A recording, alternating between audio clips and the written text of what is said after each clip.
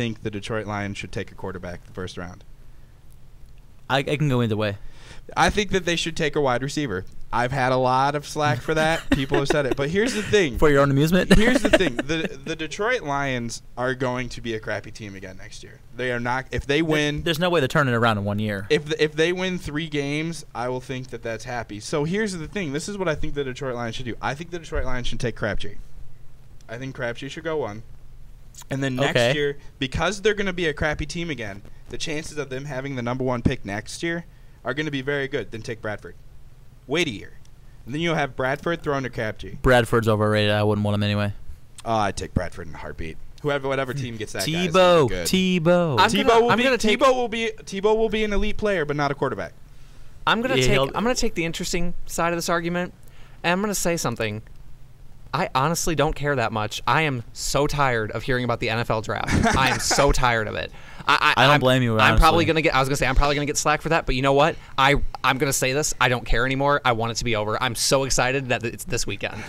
I really don't care. The Lions stink. Whoever's picking second stink. I can't even remember who's picking second. Picking third again? Who's picking third again? Am I supposed to know? Is it your team? It might be. Oh, it's the Chiefs. All I care about all I really care about are who the Bears got, and they got Cutler, and that wasn't even in the draft. I was who do you think the Bears are going to take their first-round pick? Oh, wait, they don't have a first-round pick anymore. And gave the Patriots. Up way too much for Cutler. I just really don't care. Thank you. I'm glad to see a Bears fan who's willing to admit that. I will say this, though. The one thing about what's his face? The number 1 quarter. I just don't even. Stratford. Thank you. I kept wanting to say Stafford. I kept wanting to say Stratford. I kept wanting to say Brad. That's like a guitar. Yeah. No, the one thing I'll say about him is it'll be a shame if he gets, and I'll use the word stuck on the Lions. It'll be a shame. I don't think it'll be a shame. I think whatever guy is going to get drafted to the Lions this year, the Lions are really going to look for him to be like their savior. Not going to happen. Unless it's a quarterback, it's almost too much to minus the change to their logo. Oh, rawr. The fierceness. Did you notice it's the same logo, just with some lines, some it traces, adds definition. Yeah, to then they really define it. And they got a lot of slack for that. People were saying, "I hope they didn't outsource that." But I think whatever person ends up on the Lions is going to be completely.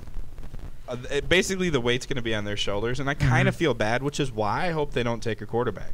Because that's a lot to ask a quarterback to do. It is. And there isn't one quarterback in the draft that is NFL ready to carry a team. No, I don't think. I agree. I don't know where Stafford came from. I think Sanchez. I can't believe he even declared. That guy's got the goofiest mechanics I've ever seen. Well, here's the thing. And I was going to say that about him too. I 100% agree with Doug. I think he's A, not ready, B, a little overrated, and I just Well, he does. this He's is got what the I goofy He's got really goofy mechanics, and the NFL scouts and all that are going to have fits over that. I can't believe he's even being talked about in the first round. You know, I think he's being talked about 7th or whatever to Seattle. Seattle. 4th now.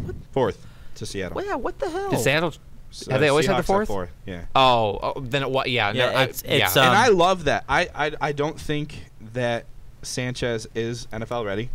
Obviously not ready to play right now. The theory behind that is sitting behind Hasselbeck, and I think that is great. I think that putting Sanchez behind Hasselbeck in his prime was one of the top 3 quarterbacks. When he was playing his best, nobody could touch him. Granted, I wish he knew how to run a little bit more than he did. I wish he had a stronger arm. All he could do was dink and dunk. But he was an elite does he have a ring?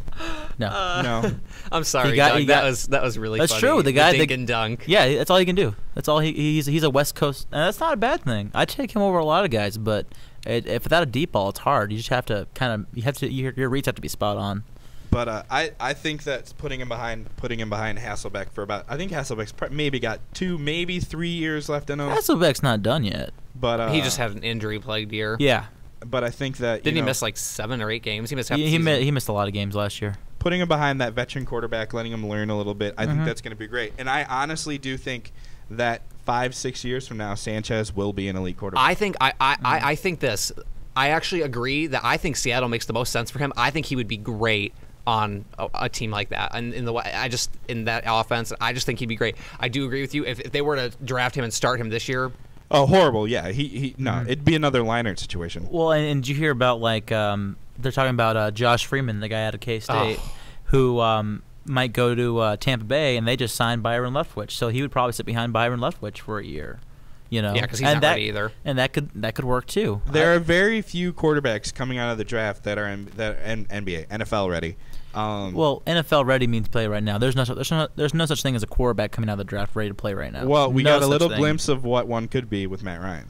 That was close, but he was. Come on. He took that team. He took that team. He was the closest, but like, don't tell me Joe Flacco was NFL ready. He wasn't. He was Joe crap last year. Flacco got surrounded by a good team. Yeah, he did not elevate that team. He was like, they're like by the playoffs, they're like, oh, he's not a rookie anymore. Yeah, he was. He was not making plays. He didn't make plays all season. He got surrounded by a good team. He was a good fit for that team. I think like I said about Sanchez, I think Flacco in 7 years, the quarterbacks we're going to be talking about Sanchez, Flacco, and Ryan. Those are going to be one of the three more elite quarterbacks. And I've taken a lot of crap for that too. But look, I've been right about a lot of things, and I hate to say that with like really off the wall calls and all of that stuff. I've been right about a lot. Sanchez, I don't know about him. I really think he's going to surprise everybody. Because he's not getting thrown into the situation that Leinart was thrown in, because Leinart was not ready to lead a team, but they thrusted him into that situation, and then look what happened. His first season, he was actually playing pretty well. But now he's behind Warner, and Warner, if he's smart, he would just be picking Warner's brain whenever they're on the sidelines together. And then when Leinart gets his chance again, I really think Leinart's going to come and do wonders for Arizona. Maybe. I don't know. Sanchez, I don't see much in. Flacco, I don't see much in either. I'll give you Ryan. I'm going to play neutrality on Sanchez.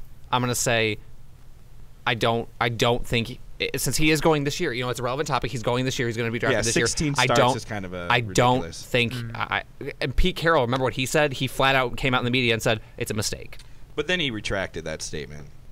They always do that. I just love when Sanchez walked past him during their press conference, and they just like looked at each other, and Sanchez went to shake his hand, and he was just kind of like, no. I'm just tired of talking about the draft. I'm glad it's going to happen this weekend, and I'm glad it'll be over with after that. Yeah, I'm but so tired of thinking then about after this draft, you want to know what's gonna be even more annoying? Mini camps. Next year's draft.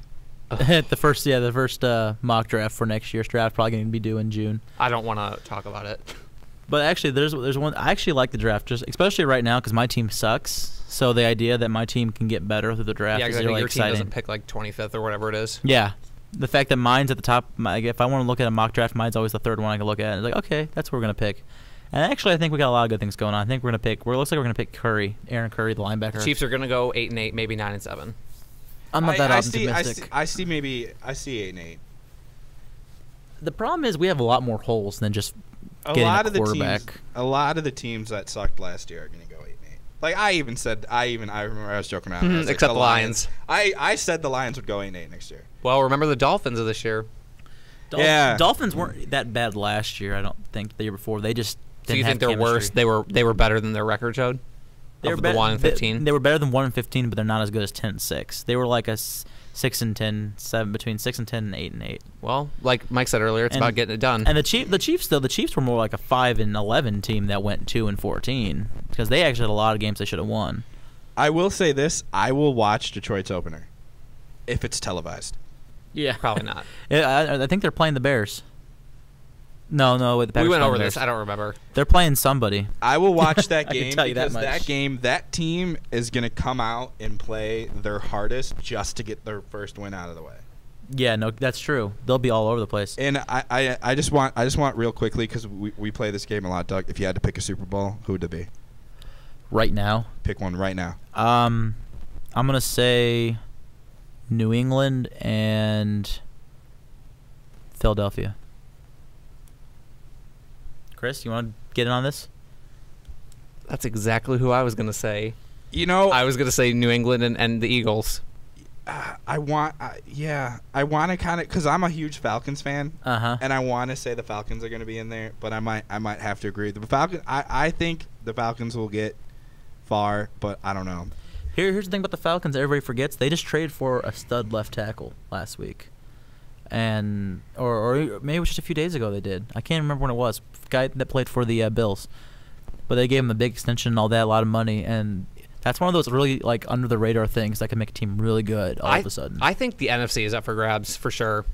Yeah, if the Cardinals can make it, anybody can make it. Well, yeah, because that's funny. Arizona, which was Oh, actually, I'm gonna retract that, and I'm gonna pick the Patriots versus the Bears. I no. Anyway, moving Bears, on. yeah.